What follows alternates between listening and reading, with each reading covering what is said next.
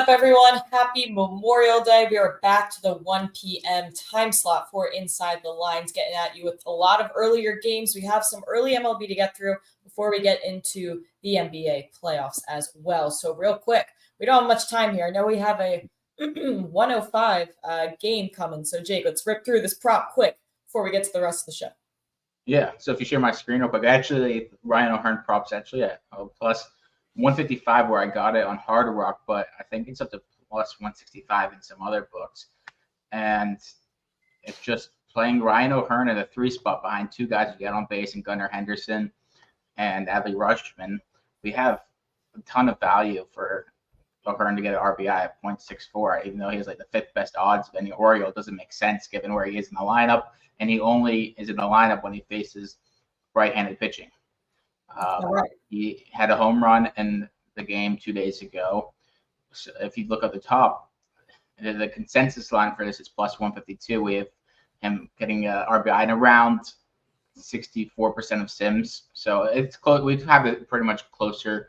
If you factor in that sometimes he's having 2 plus RBIs, probably set this around even money. So plenty of value for O'Hearn to get an RBI. All right, plenty of value in about 3 minutes to get that in. I know Steven did too, right before the show started. So get those picks in here. While we're here, let's rip through 2 other MLB plays. You have crafted us a nice random parlay here that I see. Yeah, I just wanted to. I was thinking of. I know parlays are a fan favorite, so I wanted to get 2 plays with not a ton of value on either side, but when you put it together, it's at even money. I like Toronto against Chicago. The White Sox were getting no hit through 7 innings yesterday against the Orioles and Kyle Bradish. But we don't have a ton of value at minus 200. We have slight value. And once you factor in everything, there's pretty much even value. But I still like fading the White Sox and Nick Nastrini as much as possible.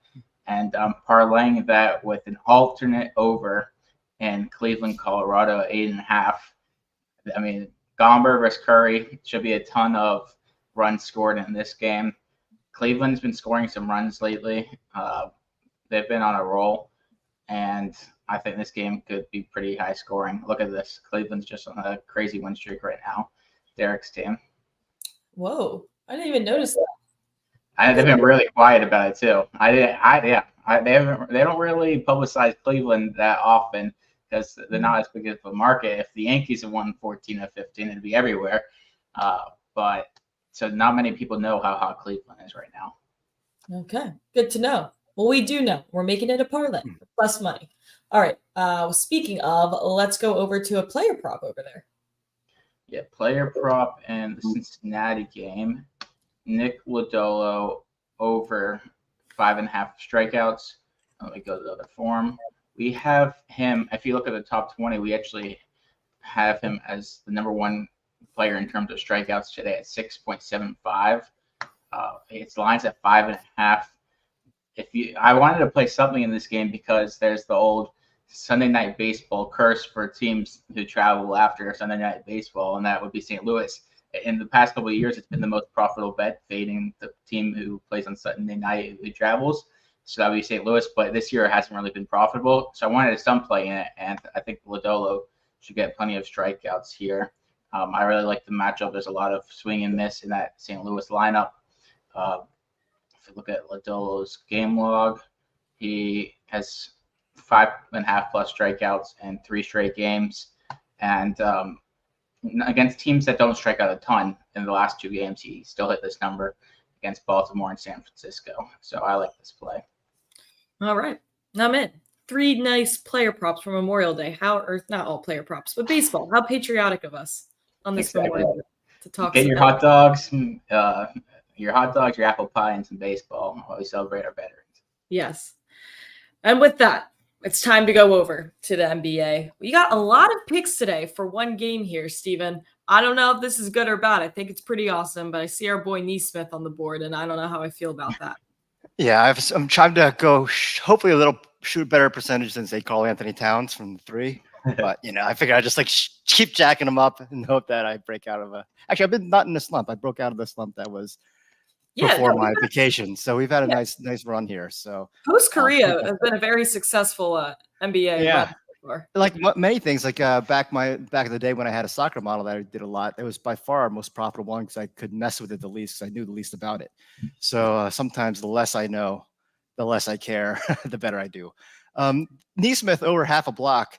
Have not had a good run with block props this season, but plus 155 is really good. I mean, the model has 0.76. It's plus money on a line that's under his average, especially at home where he averages 0.7 blocks. Now I understand why the line's like where it is. He's had no blocks his last 6 games, exactly 1 block as the last 11 games. But before that, against Milwaukee, he was, not Mark Eaton, but blocking shots. Like what? I think he has 8 in the 6 games versus Milwaukee. So this is a classic. He's due. Love it. He's due Memorial Day. Yes, exactly. Yeah, that's wild. I don't know. I don't know what's going on. I mean, obviously they shoot a lot of threes, and it's hard to block 3-point shooters. Mm-hmm. But I think that this is just random chance. He's got to break out of the 0 blocks. Mm-hmm. Boston. I also like the Nembhard under. I've always had a beef with Nembhard ever since he screwed me over with a bad performance when he was at Gonzaga. I don't even remember what it was anymore, but Jake will probably remember. I thought you were going to say like last year. I think with Gonzaga as a whole, just because. Yeah, and but he shot really poorly in that championship game. Was that the one with Chet? No, was it one before Chet? I don't know. No, he was there with Chet. And even though Nembhard's hit on over 3.5 assists for me a number of times this year, I don't know. I still got a problem with him. The model has under 26.5 points, rebounds, and assists. It's so close to even money. I think Game 3 was the aberration where he obviously shot lights out. In the long stretch in January where Halliburton was out, Halliburton played 1 game in this stretch. He only averaged 21.6 and a 6-3 under. So it's not like normally when Halliburton is not there, it's not like he usually goes off the way he did in Game 3. I think that the one thing though, he has been scoring more and producing more the last 2 games against the Knicks and then the first 3 games of this series. So I kind of think that he's rising up the whole scouting report. Boston's got arguably the best defense, especially on the perimeter defense in the league. So I think that that they'll be actually paying attention to Nembhard on like the last game. Mm-hmm. Okay, yeah, I guess it's time for us to start hitting some unders in the playoffs. Yeah, I'm calling this he's not due. I mean, he's shooting 13 for 24 from 3 over this last game stretch, which is way higher than his 35% career shooting. Yes, regression. All right, let's go over to someone who has given us some success from what I can recall, Miles Turner. Basically, the same PRA line. Yeah, he's 26.5. We like 28.3. We have a slight value in all individual stats. Again, the season trend is not great, just barely over 500 at home, but his average is significantly higher at home than it is on the road. He's gone over easily in 2 or 3 games. So I just looked at this game, this particular matchup, his past games, what's representative of tonight. And what's representative tonight is the games where he played over 30 minutes, where the over is 24-7. Again, the 2 of 3 this series, he had 24 minutes in Game 2, and he was kind of passive. So I think that this is going to be one of his games where he's more aggressive. As long as he doesn't get 2 offensive fouls in the first 5 minutes of the game. Yeah. Yeah, Jake seems to have some. I told you can't double dip. Miles Turner was good to me. Yeah, but I mean, he had 8 points in within a 2-minute span in the third quarter and did nothing the rest of the game because he was in foul trouble. That's what TJ McConnell did to us. He had 7 points in 7 minutes and then didn't cover his points and assists. It was wild. In Game 2, but then they also didn't play him for some reason, and that yeah. Carlisle's been making some interesting. Yeah, I'm not a big fan of his. I've tweeted. I remember I hated Rick Carlisle in 1987. For some reason, his face really bothered me. He was a second-year player, and I would memorize the NBA Almanac year after year, like every stat for every player for a 3-year stretch. And I never liked Rick Carlisle. Anyway, today's all about getting revenge on players. On people who turned me off years ago. I have a long memory of these things. So so watch out, guys. Don't go to my bad side. Al Horford over 9.5 rebounds and assists. Even money I like because, again, obviously for the season, his numbers are not, he doesn't average over this. But in the 19 regular season games without Porzingis, he averaged well over this, 10.4. And when he gets 27 plus minutes, he over is a solid 22 and 16. So it's pretty safe bet that he'll get those kind of minutes today.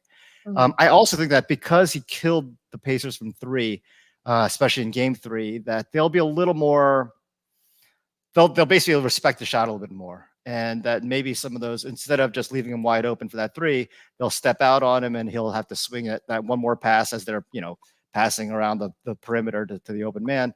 Hopefully that'll be result in some more assists for Horford as opposed to so many 3-point attempts. Okay. I'm in on Big Al. He's doing his thing. And then go ahead. I can't say I've watched recently too much of this series other than like at a bar. I'm seeing it on a TV, but from what I see, Big Al's doing his thing. Yeah, I mean, the last game it was Celtics just sort of showed that they could just turn it on against this team. They're down by 18. Before you know it, they come back and win. So it was, and I do think that. So I'm going to go one more time with Derek White over 50.5. So we were mentioning Al Horford passing it. I'm hoping that he passes to Derek White. I was going to go with his over on 3-point makes, but so this bet on points is basically the same logic as over 2.5 threes, but the juice on over 2.5 threes was like minus 140. So I like the minus 105 much more on 15.5 points. So 9 points on threes, and then 7 more elsewhere. The usage has been really steady. He has 8+ 3-point attempts in 4 straight, and 10 of 13 playoff games. One of those 3 that he didn't, he had 7 attempts. So he's pretty much a solid bet to get 8 up.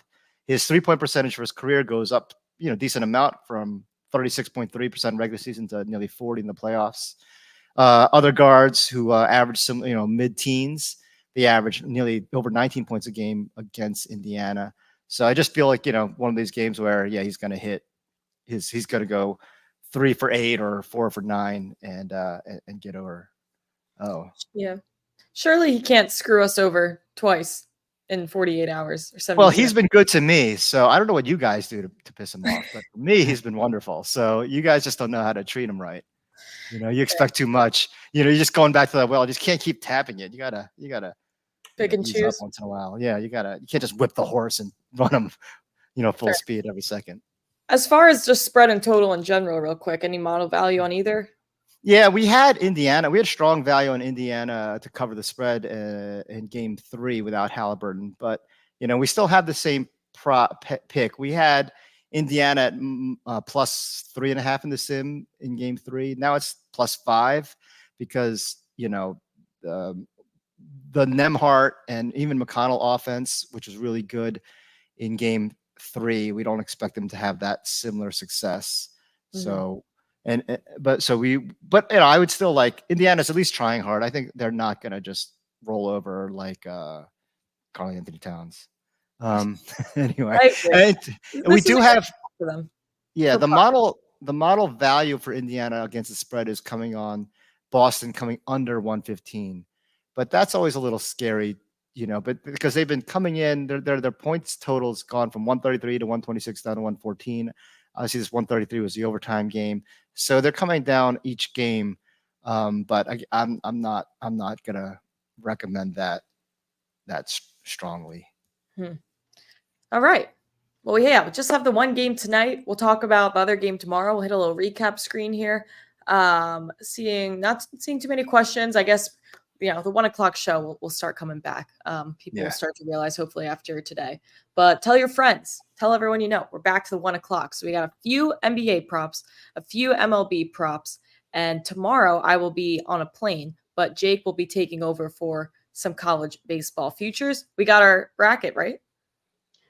Bracket was just released. Odds should be coming out soon. They should be trickling in, so we'll have plenty. All right. That's a shame. Right. Bill Walton passed away. That sucks. Yeah. Yeah, I didn't. Yeah, I feel like Jake's just dropping bombs here that no one knew.